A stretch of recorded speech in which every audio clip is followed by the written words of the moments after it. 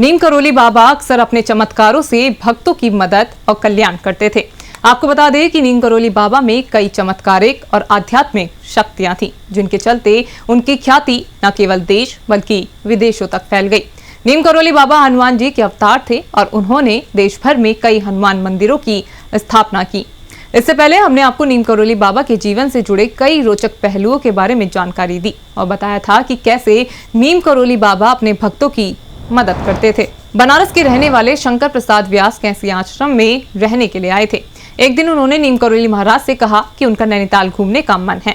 बाबा नीम करोली ने आश्रम की जीप में रामानंद को उन्हें घुमाने के लिए कहा। बता दें कि नैनीताल पहुंचने पर वो जीप से उतरकर घूमने चले गए। घूमते घूमते उन्हें काफी समय हो गया। जब वो वापस लौटे तो उन्हें रामानंद नजर नहीं आए, क्योंकि रामानंद काफी देर इंतजार कर वापस लौट गए थे। उनको वहां एक और कार खड़ी दिखी, जो कि एक फौजी अफसर की थी। वो अफसर नीम करोली बाबा के दर्शन करने के लिए उनके आश्रम जा रहा था। बता दें कि शंकर प्रसाद व्यास ने उस अफसर से उन्हें साथ ले जाने की प्रार्थना की, लेकिन फौजी अफसर ने मना कर दिया।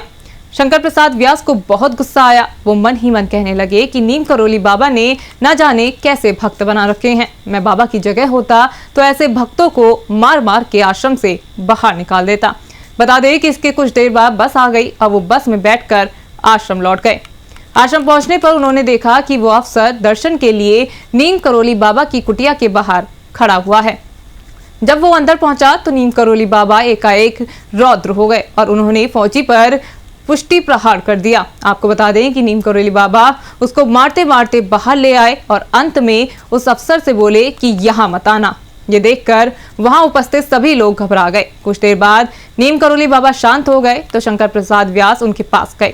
नीम करोली बाबा ने उनसे बोले कि तुझे फौजी अपनी गाड़ी में नहीं लाया था, तब तूने क्या कहा, बताता क्यों नहीं। शंकर प्रसाद व्यास चुप रहे। नीम करोली बाबा स्वयं कहने लगे, तू कह रहा था बाबा जी ने कैसे भक्त रखे हैं। यदि मैं बाबा जी होता तो ऐसे भक्तों को मार मार कर भगा देता। कह रहा था या नहीं, इसलिए हमने उसे मार मार कर भगा दिया। नीम करोली बाबा से जुड़ी ये कहानी आपको कैसी लगी, हमें कमेंट कर जरूर बताएं। साथ ही उत्तराखंड से जुड़ी तमाम बड़ी खबरों के लिए आप देखते रहिए JJN न्यूज। धन्यवाद।